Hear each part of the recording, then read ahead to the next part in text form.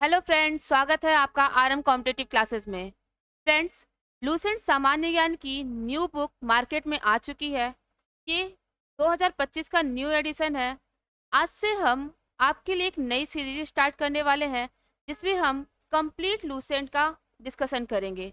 I hope ये आपके आने वाले सभी एग्जामों में आपके लिए काफ़ी हेल्पफुल होगी। चलिए फ्रेंड्स, देखते हैं कि आप यहाँ पे नया टॉपिक क्या दिया हुआ है। सबसे पहले यहाँ पे हिस्ट्री दिया है। सबसे पहले हम इतिहास के बारे में डिस्कस करेंगे। यहाँ पर जो भी डिस्कशन का भी कुछ पॉइंट होगा वहाँ मैं आपसे ज़रूर डिस्कस करूँगी। देखते हैं, सबसे पहले हम इतिहास में भारत के इतिहास के बारे में।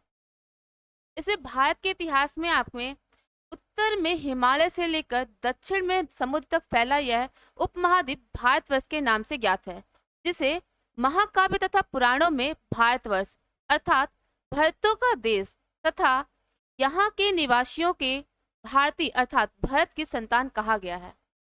भारत एक प्राचीन कबीले उत्तर पश्चिम में रहने वाले लोगों का एक समूह का नाम था। इसका उल्लेख ऋग्वेद में भी मिलता है। बाद में इसका प्रयोग देश के लिए होने लगा। प्राचीन भारतीय अपने देश को जम्बूद्वीप अर्थात जामुन वृक्षों का द्वीप कहते थे। प्राचीन नारी इसे सिंधु नदी के नाम से जोड़ते थे, जिसे वे सिंधु ना कहकर हिंदू कहते थे। यही नाम फिर पूरे पश्चिम में फैल गया और पूरे देश को इसी एक नदी के नाम से जाना जाने लगा। यूनानी इसे इंदे और अरब इसे हिंद कहते थे। मध्यकाल में इस देश को हिंदुस्तान कहा जाने लगा। यह शब्द भी फारसी शब्द हिंदू से बना है। यूनानी भाषा के इंदे के आधार पर अंग्रेजी से इंडिया कहने लगे। विंध्य की पर्वत श्रृंखला देश को उत्तर और दक्षिण दो भागों में बांटती है। उत्तर में इंडो यूरोपीय परिवार की भाषाएं बोलने वालों की और दक्षिण में द्रविड़ परिवार की भाषाएं बोलने वालों का बहुमत है। उत्तर में हिमालय से लेकर दक्षिण में कन्याकुमारी तक, पूर्व में ब्रह्मपुत्र की घाटी से लेकर पश्चिम में सिंधु पार तक अपना राज्य फैलाने वाले राज्य चक्रवर्ती कहलाते थे। इस प्रकार की राजनीतिक एकता कम से कम 2 बार प्राप्त हुई थी। ईसा पूर्व 3री सदी में अशोक ने अपना साम्राज्य सुदूर दक्षिणांचल को छोड़कर सारे देश में फैलाया। फिर ईसा की 4री सदी में समुद्रगुप्त की विजय पताका गंगा की घाटी से तमिल देश के छोर तक पहुंची। फ्रेंड्स, अभी हमने देखा कि हमारे भारत का विस्तार कहाँ से कहाँ तक था। चलिए आगे देखते हैं हम। यहाँ पे एक नोट दी हुई है। इसमें आपको भारत की जनसंख्या का निर्माण जिन प्रमुख नस्लों के लोगों के मिश्रण से हुआ है वे प्रोटो ऑस्ट्रेलाइड, पैलियो मेरिडेरियन, काकेसाइड, निग्रोइड और मंगोलाइड हैं। अब हम यहाँ देखेंगे कि भारतीय इतिहास को अध्ययन की सुविधा के लिए 3 भागों में बांटा गया है। पहला है आपका प्राचीन भारत, दूसरा है आपका मध्यकालीन भारत और तीसरा है आपका आधुनिक भारत। सबसे पहले हम 3 भागों में इस बांटने का जो श्रेय है ये जर्मन इतिहासकार क्रिस्टोफ सेलारियस को जाता है। चलिए तो सबसे पहले हम प्राचीन भारत के बारे में देखते हैं। प्राचीन भारत के बारे में कहाँ से हमको जानकारी मिलती है, इसके लिए स्रोत दिए हुए हैं। प्राचीन भारतीय स्रोत के बारे में हम देखते हैं। यहाँ 4 स्रोत हैं। पहला धर्म ग्रंथ, दूसरा ऐतिहासिक ग्रंथ, तीसरा विदेशियों का विवरण और चौथा पुरातत्व संबंधी साक्ष्य। दोस्तों, धर्म एवं ऐतिहासिक ग्रंथों से मिलने वाली महत्वपूर्ण जानकारी में हम सबसे पहले यहाँ देखते हैं कि भारत का सर्वप्राचीन धर्म ग्रंथ वेद है, जिसके संकलनकर्ता महर्षि कृष्ण द्वैपायन वेद व्यास को माना जाता है। वेद व्यास वसुधैव कुटुंबकम का उपदेश देते हैं। भारतीय परंपरा वेदों का नित्य तथा अपरिसेय मानती है। वेद 4 प्रकार के होते हैं: ऋग्वेद, यजुर्वेद, सामवेद एवं अथर्ववेद। इन चारों वेदों को संहिता कहा जाता है। देखिए हम यहाँ पे ऋग्वेद के बारे में देखते हैं। ऋग्वेद में ऋचाओं के क्रमबद्ध ज्ञान के संग्रह का ऋग्वेद कहा जाता है। इसमें 10 मंडल, 1028 सूक्त, ये वाल्खीय पाठ के 11 सूत्रों सहित हैं एवं 10,462 ऋचाएं हैं। इस वेद के ऋचाओं के पढ़ने वाले ऋषि को होत्र कहते हैं। इस वेद से आर्य के राजनीतिक प्रणाली, इतिहास एवं ईश्वर की महिमा के बारे में भी जानकारी मिलती है। फ्रेंड्स, विश्वामित्र द्वारा रचित ऋग्वेद के तीसरे मंडल में सूर्य देवता सावित्री को समर्पित प्रसिद्ध गायत्री मंत्र है। तो तीसरे में जो आपको गायत्री मंत्र है, इसकी जानकारी मिलती है। इसके 9वें मंडल में देवता सोम का उल्लेख है तथा 8वें मंडल की हस्तलिखित ऋचाओं को खिल कहा जाता है। ऋग्वेद का सबसे बड़ा 10वां मंडल है। इसमें नदी स्तुति, सूक्त, नदियों की प्रशंसा, पुरुष सूक्त, वैदिक समाज शास्त्र, नासदीय सूक्त, ब्रह्मांड के सृजन से संबंधित विभिन्न अनुमान, सूर्य सूक्त, विवाह श्लोक आदि सम्मिलित हैं। चतुष्र वर्ण समाज की कल्पना का आदि स्रोत ऋग्वेद के 10वें मंडल में वर्णित पुरुष सूक्त में है, जिसके अनुसार 4 वर्ण ब्राह्मण, क्षत्रिय, वैश्य तथा शूद्र आदि पुरुष ब्राह्मण के क्रमशः मुख, भुजाओं, जंघों और चरणों से उत्पन्न हुए हैं। देखते हैं, यहाँ एक नोट दी हुई है। इसमें बताया गया है धर्म श्रुत 4 प्रमुख जातियों की स्थितियों, व्यवसायों, दायित्वों, कर्तव्यों तथा विशेषाधिकारों में स्पष्ट विभेद करता है। ऋग्वेद के कोई परिच्छेदों में प्रयुक्त अघन्य, जिसका वध नहीं किया जाता है, शब्द का संबंध गाय से है। ऋग्वेद में ब्रह्म को उल्लेख तो है किंतु आत्मा का नहीं। देखते हैं, यहाँ एक नोट दी हुई है आपको। ईसा पूर्व एवं ईस्वी वर्तमान में प्रचलित ग्रेगोरियन कैलेंडर, ईसाई कैलेंडर, जूलियन कैलेंडर ईसाई धर्मगुरु ईसा मसीह के जन्म वर्ष कल्पित पर आधारित है। ईसा मसीह के जन्म के पहले के समय को ईसा पूर्व BC, before the birth of Jesus Christ तो कहा जाता है। ईसा पूर्व में वर्षों की गिनती उल्टी दिशा में होती है, जिसे महात्मा बुद्ध का जन्म 563 ईसा पूर्व में एवं मृत्यु 483 ईसा पूर्व में हुई। यानी ईसा मसीह के जन्म के 563 वर्ष पूर्व महात्मा बुद्ध का जन्म हुआ एवं 483 वर्ष पूर्व उनकी मृत्यु हुई। ईसा मसीह की जन्म तिथि से आरंभ हुआ सन ईसवी सन कहलाता है। इसके लिए संक्षेप में ईसवी लिखा जाता है। ईसवी को लैटिन भाषा के शब्द एडी में भी लिखा जाता है। एडी यानी एनो डोमिनी, इसका शाब्दिक अर्थ है in the year of Lord Jesus Christ. Vincent Arthur Smith ने प्राचीन भारत का पहला सुव्यवस्थित इतिहास अर्ली हिस्ट्री ऑफ इंडिया 1904 में तैयार किया। इस पुस्तक के 1/3 भाग में केवल सिकंदर का आक्रमण वर्णित है। इसमें भारत को स्वेच्छाचारी शासन वाला देश कहा गया है, जिसे ब्रिटिश शासन की स्थापना से पहले कभी राजनीतिक एकता का अनुभव नहीं हुआ था। उन्होंने लिखा है, वस्तुतः भारतीय इतिहासकारों का सरोकार शासन के एकमात्र स्वरूप तानाशाही से ही है। देखते हैं हम, वामनावतार के 3 पगों के आख्यान का प्राचीनतम स्रोत भी ऋग्वेद को ही कहा जाता है।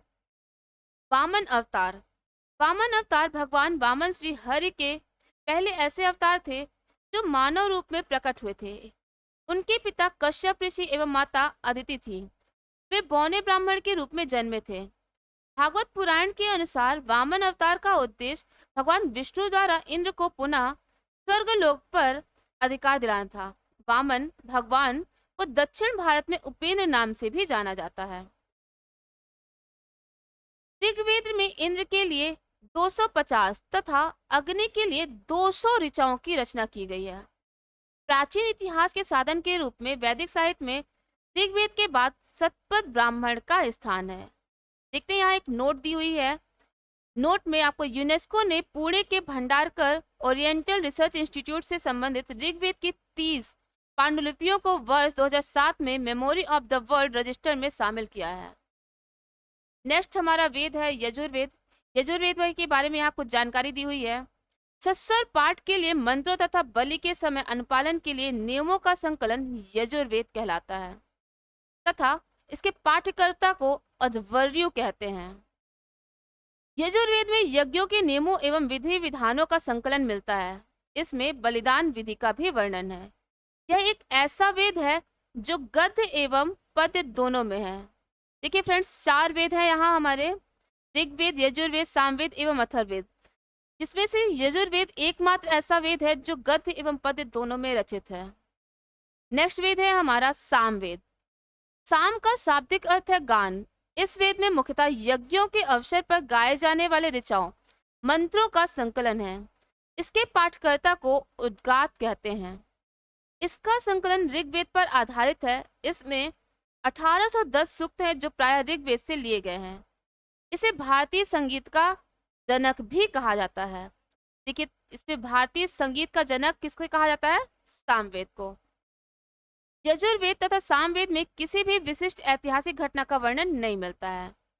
इसके बाद नेक्स्ट वेद है हमारा अथर्ववेद। अथर्व ऋषि द्वारा रचित इस वेद में कुल 20 कांड, 36 प्रपाठक, 731 सूक्त तथा लगभग 5987 मंत्र हैं।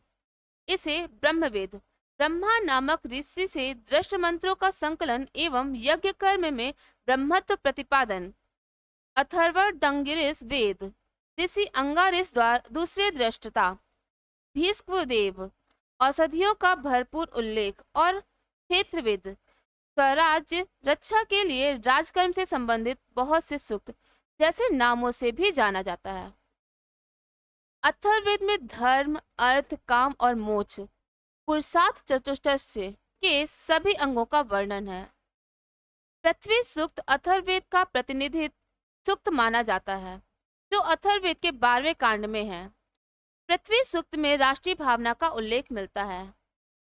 इसमें मानव जीवन के सभी पक्षों, गृह निर्माण, कृषि की उन्नति, व्यापारिक मार्गों का गाहन, खोज, रोग निवारण, समन्वय, विवाह तथा प्रणय गीतों, राजभक्ति, राजा का चुनाव, बहुत से वनस्पतियों एवं औषधियों, साप, वशीकरण, प्रायश्चित, मातृभूमि, महात्म्य आदि का विवरण दिया गया है। कुछ मंत्रों में जादू टोने का भी वर्णन है। अथर्ववेद में परीक्षित को कुरुओं का राजा कहा गया है तथा कुरु देश को समृद्धि का अच्छा चित्रण मिलता है। इसमें सभा एवं समिति को प्रजापति की 2 पुत्रियां कहा गया है। वेदों की भी कई शाखाएं हैं जो वैदिक अध्ययन और व्याख्या से जुड़े विभिन्न दृष्टिकोणों का प्रतिनिधित्व करती हैं। शाकल शाखा ऋग्वेद से जुड़ी एकमात्र जीवित शाखा है। एकमात्र जीवित शाखा शाकल शाखा। यजुर्वेद को शुक्ल यजुर्वेद और कृष्ण यजुर्वेद 2 शाखाओं में बांटा गया है। मध्याह्न दिन और कर्म शुक्ल यजुर्वेद तथा वार्ष्णेय संहिता की शाखाएं हैं। कृष्ण यजुर्वेद से जुड़ी शाखाएं काठक, काठिष्ठल, मैत्रायणी और तैत्तिरीय हैं। कौथुम, राणायनीय और जैमिनी या तलवकार सामवेद की शाखाएं हैं। अथर्ववेद की 9 शाखाएं थी, जिनके नाम है पैपलाद, तौद, मौद, सौनक, जाजल, जलद, ब्रह्मवद, देशवदर्श एवं चारणवैद। इन शाखाओं में सौनक संहिता पूर्ण रूप से उपलब्ध है। पैपलाद संहिता अभी अपूर्ण उपलब्ध है। इसके अतिरिक्त अन्य शाखाओं की कोई भी संहिता उपलब्ध नहीं है। देखिए, यहाँ एक नोट है, इसमें सबसे प्राचीन वेद किसे कहा गया है? ऋग्वेद को, एवं सबसे बाद का वेद किसे कहा गया है? अथर्ववेद को। नेक्स्ट है ब्राह्मण, अरण्यक तथा उपनिषद।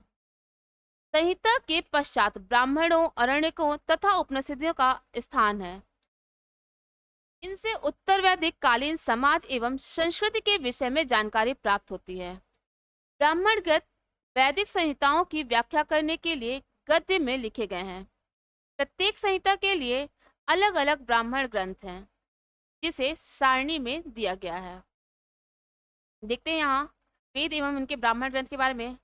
ऋग्वेद का ब्राह्मण ग्रंथ है ऐत्रेय एवं कौशिकी।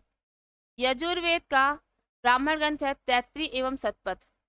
सामवेद का ब्राह्मण ग्रंथ है पंचविश तथा अथर्ववेद का ब्राह्मण ग्रंथ है गोपथ। इन ब्राह्मण ग्रंथों से हमें परीक्षित के बाद और बिंबिसार के पूर्व की घटनाओं का ज्ञान प्राप्त होता है। ऐत्रेय में राज्याभिषेक के नियम एवं कुछ प्राचीन राजाओं के नाम दिए गए हैं। शतपथ में गंधार, शल्य, कैकय, कुरु, पांचाल, कौशल, विदेह आदि राजाओं का उल्लेख मिलता है। वैदिक साहित्य में ऋग्वेद के बाद शतपथ ब्राह्मण का स्थान है। अरण्यक में यज्ञ से जुड़े कर्मकांडों की दार्शनिक और प्रतीकात्मक अभिव्यक्ति है। उपनिषदों की संख्या 108 है, जिसमें 13 को मूलभूत उपनिषदों की श्रेणी में रखा गया है। इसमें यज्ञ से जुड़े दार्शनिक विचार, शरीर, ब्रह्मांड, आत्मा तथा ब्रह्म की व्याख्या की गई है। स्त्री की सर्वाधिक गिरी हुई स्थिति मैत्रेयी संहिता में प्राप्त होती है, जिसमें जुआ और शराब की भांति स्त्री को पुरुष का तीसरा मुख्य दोष बताया गया है। शतपथ ब्राह्मण में स्त्री को पुरुष की अर्धांगिनी कहा गया है। जवालोपनिषद में चारों आश्रमों का उल्लेख मिलता है। स्मृति ग्रंथों में सबसे प्राचीन एवं प्रमाणिक मनुस्मृति मानी जाती है। यह शुंग काल का मानक ग्रंथ है। नारद स्मृति गुप्त युग के विषय में जानकारी प्रदान करती है। यह स्मृति विशुद्ध रूप से न्याय संबंधी ग्रंथ है। इसमें कुल 18 प्रकरण और 1028 श्लोक हैं। इसमें समाज में होने वाले विचारों, ऋण, व्यापार, संपत्ति, उत्तराधिकार, विवाह, अपराध, दंड आदि से संबंधित नियमों और निपटारे की प्रक्रिया का विस्तार से वर्णन है। नेक्स्ट देखते हैं वेदांग एवं सूत्र।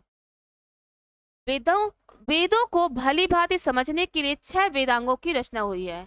इनमें पहला है शिक्षा, जिसका अर्थ है शुद्ध उच्चारण शास्त्र। कल्प, कर्मकांडीय विधि।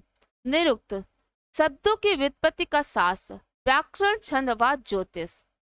वैदिक साहित्य को अक्षुण्ण बनाए रखने के लिए सूत्र साहित्य का प्रणयन किया गया है।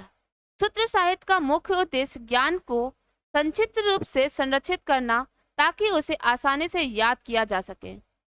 कल्पसूत्र वेदांगों में कल्प नामक अंग से संबंधित ग्रंथ है। यह मुख्य 4 प्रकार के होते हैं: श्रौतसूत्र यज्ञ विधि, गृहसूत्र गृहस्थ धर्म, धर्मसूत्र धार्मिक आचार, शल्वसूत्र यज्ञ विधियों की ज्यामिति।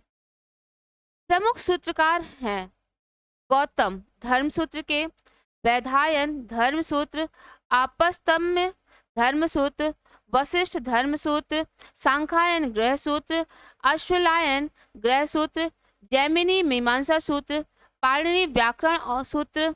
अष्टाध्यायी सूत्रों में गौतम धर्मसूत्र सबसे प्राचीन माना जाता है। अगला देखते हैं पुराण। पुराण भारतीय ऐतिहासिक कथाओं का सबसे अच्छा क्रमबद्ध विवरण पुराणों में मिलता है। इसके रचयिता लोमहर्ष अथवा इनके पुत्र उग्रश्रवा माने जाते हैं। इनकी संख्या 18 है। पुराणों की संख्या 18 है, जिनमें से केवल 5 मत्स्य, वायु, विष्णु, ब्राह्मण एवं भागवत में ही राजाओं की वंशावली पाई जाती है। इसमें हम देखते हैं विष्णु पुराण मौर्य वंश से संबंधित है, मत्स्य पुराण आंध्र सातवाहन से संबंधित है तथा वायु पुराण गुप्त वंश से संबंधित है। आगे है अधिकतर पुराण सरल संस्कृत श्लोक में लिखे गए हैं, जिसमें स्त्रियों तथा शूद्र जिन्हें वेद पढ़ने की अनुमति नहीं थी, वे भी पुराण सुन सकते थे। पुराणों का पाठ पुजारी मंदिर में किया करते थे। इसमें सबसे महत्वपूर्ण, सबसे प्राचीन एवं प्रमाणिक मत्स्य पुराण को माना गया है। सामाजिक एवं संस्कृति दृष्टि से अग्नि पुराण का काफी महत्व है, जिसमें राजतंत्र के साथ साथ कृषि संबंधी विवरण भी दिया गया है। उपनिषदों की रचना पुराणों से पहले हुई है। देखते हैं इसके बाद बौद्ध, जैन एवं अन्य साहित्यों के बारे में जानकारी दी गई है, जिसमें सबसे पहले हम देखते हैं जातक में बुद्ध की पूर्व जन्म की कहानी वर्णित है। हीनयान का प्रमुख ग्रंथ कथा वस्तु पाली भाषा में संस्कृत कथा वस्तु है, जिसमें महात्मा बुद्ध का जीवन चरित्र अनेक कथानकों के साथ वर्णित है। इसकी रचना स्थविर मोगली पुत्र तिस्त ने लगभग 3री शताब्दी ईसा पूर्व में की थी। जैन साहित्य को आगम कहा जाता है। जातक में बुद्ध के पूर्व जन्म की कहानी है तथा जैन साहित्य का है आगम। जैन धर्म का प्रारंभिक इतिहास कल्प सूत्र से ज्ञात होता है। इसके रचयिता भद्रबाहु माने जाते हैं। इसमें तीर्थंकरों विशेषकर पार्श्वनाथ और महावीर स्वामी के जीवन चरित्र का वर्णन है। पर्युषण पर्व के दौरान जैन साधु साध्वी इसका पाठ और व्याख्यान करते हैं। जैन ग्रंथ भगवती सूत्र में महावीर के जीवन कृत्यों तथा अन्य समकालिकों के साथ उनके संबंधों का विवरण मिलता है। जैन ग्रंथों की रचना प्राकृत भाषा में हुई थी। ईसा की 6ठी सदी में गुजरात के वल्लभी नगर में इन्हें अंतिम रूप से संकलित किया गया है। अर्थशास्त्र के लेखक चाणक्य, कौटिल्य या विष्णुगुप्त हैं। यह 15 अधिकरणों एवं 180 प्रकरणों में विभाजित है। यह एक विधि ग्रंथ है। इसे मौर्यकालीन इतिहास की जानकारी प्राप्त होती है। संस्कृत साहित्य में ऐतिहासिक घटनाओं को क्रमबद्ध लिखने का सर्वप्रथम प्रयास कल्हड़ के द्वारा किया गया। कल्हड़ द्वारा रचित पुस्तक राजतरंगिणी राजाओं की नदी है। इस ग्रंथ में 8 सर्ग हैं जिन्हें तरंगों की संज्ञा दी गई है। इसमें प्रारंभ से लेकर 12वीं सदी तक के कश्मीर के शासकों का वर्णन है। अरबों की सिंध विजय का वृत्तांत चचनामा या फतेहनामा मूल रूप से अरबी भाषा में थी, जिसका फारसी में अनुवाद 1226 में नसरुद्दीन कुबाचा के शासनकाल में अली बिन अबू बकार कूफी ने किया।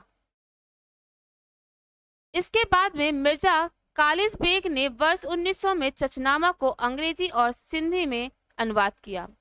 अष्टाध्यायी संस्कृत भाषा व्याकरण की प्रमुख पुस्तक के लेखक पाणिनि हैं। अष्टाध्यायी के लेखक पाणिनि हैं। इसमें मौर्य के पहले का इतिहास तथा मौर्ययुगीन राजनीतिक अवस्था की जानकारी प्राप्त होती है। नोट: अष्टाध्यायी में पहली बार लिपि शब्द का प्रयोग हुआ है। कात्यायन की गार्गी संहिता एक ज्योतिष ग्रंथ है, फिर भी इसमें भारत पर होने वाले यवन आक्रमणों का उल्लेख मिलता है। पतंजलि पुष्यमित्र शुंग के पुरोहित थे। इनके महाभाष्य से शुंगों के इतिहास का पता चलता है। अगला हम देखते हैं, इसे विदेशी यात्रियों से मिलने वाली प्रमुख जानकारियां दी गई हैं, जिसमें हम सबसे पहले यूनानी एवं रोमन लेखक के बारे में देखेंगे। इसे पहला लेखक है केसियस। यह ईरान का राजवैद्य था। भारत के संबंध में इसका विवरण आश्चर्यजनक कहानियों से भरपूर होने के कारण अविश्वसनीय है। नेक्स्ट है हेरोडोटस। इसे इतिहास का पिता कहा जाता है। देखिएगा, इसे इतिहास का पिता किसे कहा जाता है? हेरोडोटस को। इसने अपनी पुस्तक हिस्टोरिका में 5वीं शताब्दी ईसा पूर्व के भारत फारस ईरान के संबंध का वर्णन किया है, परंतु इसका विवरण भी अनुश्रुतियों एवं अफवाहों पर आधारित है। सिकंदर के साथ आने वाले लेखकों में नियार्कस, आर्नेस्टिकस तथा अरिस्टोबुलस के विवरण अधिक प्रामाणिक एवं विश्वसनीय हैं। मेगास्थनीज यह सेल्यूकस निकेटर का राजदूत था जो चंद्रगुप्त मौर्य के दरबार में आया था। इसने अपनी पुस्तक इंडिका में मौर्यकालीन समाज एवं संस्कृति के विषय में लिखा है। टाइमेकस यह सीरियन नरेश अंतियोकस का राजदूत था जो बिंदुसार के दरबार में आया था। इसका विवरण भी मौर्य युग से संबंधित है। डायोनिसियस यह मिस्र नरेश टॉलमी फिलेडेल्फस का राजदूत था जो अशोक के राजदरबार में आया था। टॉलमी इसने 2री शताब्दी में भारत का भूगोल नामक पुस्तक लिखी। प्लिनी इसने प्रथम शताब्दी में नेचुरल हिस्ट्री नामक पुस्तक लिखी। इसमें भारतीय पशुओं, पेड़ पौधों, खनिज पदार्थों आदि के बारे में विवरण मिलता है। पेरिप्लस ऑफ द इरेथियन सी इस पुस्तक के लेखक के बारे में जानकारी नहीं है। यह लेखक करीब 80 ईस्वी में हिंद महासागर की यात्रा पर आया था। इसने उस समय के भारत के बंदरगाहों तथा व्यापारिक वस्तुओं के बारे में जानकारी दी है। अब हम चीनी लेखकों के बारे में देखेंगे। पहला है फाहियान। यह चीनी यात्री गुप्त नरेश चंद्रगुप्त द्वितीय के दरबार में आया था। इसने अपने विवरण में मध्य प्रदेश के समाज एवं संस्कृति के बारे में वर्णन किया है। इसने मध्य प्रदेश की जनता को सुखी एवं समृद्ध बताया है। यह 14 वर्षों तक भारत में रहा। संयुगन यह 518 ईस्वी में भारत आया। इसने अपने 3 वर्षों की यात्रा में बौद्ध धर्म की प्राप्तियां एकत्रित की। हेनसांग यह हर्षवर्धन के शासनकाल में भारत आया था। हेनसांग 629 ईस्वी में चीन से भारत के लिए प्रस्थान किया तथा लगभग 1 वर्ष की यात्रा के बाद सर्वप्रथम वह भारतीय राज्य कपिसा पहुंचा। भारत में 15 वर्षों तक ठहरकर 645 ईस्वी में चीन लौट गया। वह बिहार में नालंदा जिला स्थित नालंदा विश्वविद्यालय में अध्ययन करने तथा भारत से बौद्ध ग्रंथों को एकत्र ले जाने के लिए आया था। इसका भ्रमण वृत्तांत सी यू की नाम से प्रसिद्ध है, जिसमें 138 देशों का विवरण मिलता है। इसने हर्षकालीन समाज, धर्म तथा राजनीति के बारे में वर्णन किया है। इसके अनुसार सिंध का राजा शूद्र था। हेनसांग ने बुद्ध की प्रतिमा के साथ साथ सूर्य और शिव की प्रतिमाओं का भी पूजन किया था। नोट: हेनसांग के अध्ययन के समय नालंदा विश्वविद्यालय के कुलपति आचार्य शीलभद्र थे। यह विश्वविद्यालय बौद्ध दर्शन के लिए प्रसिद्ध था। इत्सिंग: यह 7वीं शताब्दी के अंत भारत आया था। इसने अपने विवरण में नालंदा विश्वविद्यालय, विक्रमशिला विश्वविद्यालय तथा अपने समय के भारत का वर्णन किया है। यहाँ कुछ अरबी लेखक है, जिसमें है अल-बरूनी। यह है महमूद गजनवी के साथ भारत आया था। अल-बरूनी ख्वारिज्म या खीव आधुनिक तुर्कमेनिस्तान का रहने वाला था। अरबी में लिखी गई उसकी कृति किताब उल हिंद या तहकीक ए हिंद, भारत की खोज, आज भी इतिहासकारों के लिए एक महत्वपूर्ण स्रोत है। यह एक विस्तृत ग्रंथ है जो धर्म और दर्शन, त्योहारों, खगोल विज्ञान, कीमिया, रीति रिवाजों तथा प्रथाओं, सामाजिक जीवन, भारतौल तथा मापन विधियों, मूर्तिकला, कानून, मापतंत्र विज्ञान आदि विषयों के आधार पर 80 अध्यायों में विभाजित है। इसमें राजपूतकालीन समाज, धर्म, रीति रिवाज, राजनीति आदि का सुंदर प्रकाश डाला गया है। इब्न बतूता इसके द्वारा अरबी भाषा में लिखा गया उसका यात्रा वृत्तांत, जिसे रेहला कहा जाता है। इब्न बतूता की बुक क्या है? रेहला। 14वीं शताब्दी में भारतीय उपमहाद्वीप के सामाजिक तथा सांस्कृतिक जीवन के विषय में बहुत ही प्रचुर तथा सबसे रोचक जानकारियां देता है।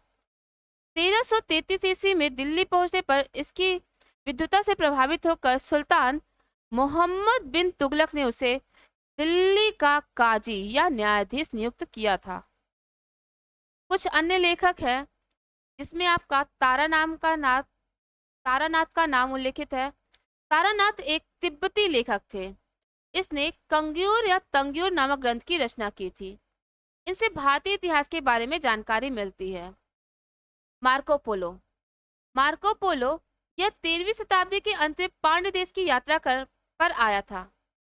इसका विवरण पांड्य इतिहास के अध्ययन के लिए उपयोगी है। यहाँ हम पुरातत्व संबंधी कुछ अन्य जानकारियां देख रहे हैं। पहला है, भारतीय पुरातत्व शास्त्र का पितामह, father of Indian archaeology, sir Alexander Cunningham को कहा जाता है। Alexander Rea, A.H. Longhurster, Robert Sewell, James Burgess, Walter Elliot, ये सभी भारत के पुरातत्व स्थल के उत्खनन से संबंधित हैं। इन लोगों ने भट्टीप्रोलु, घंटासाला, अमरावती आदि स्थलों की खुदाई की। 1400 ईस्वी के अभिलेख बोगाजकोई एशिया माइनर से वैदिक देवता मित्र, वरुण, इंद्र, नासत्य, अश्विनी कुमार के नाम मिलते हैं।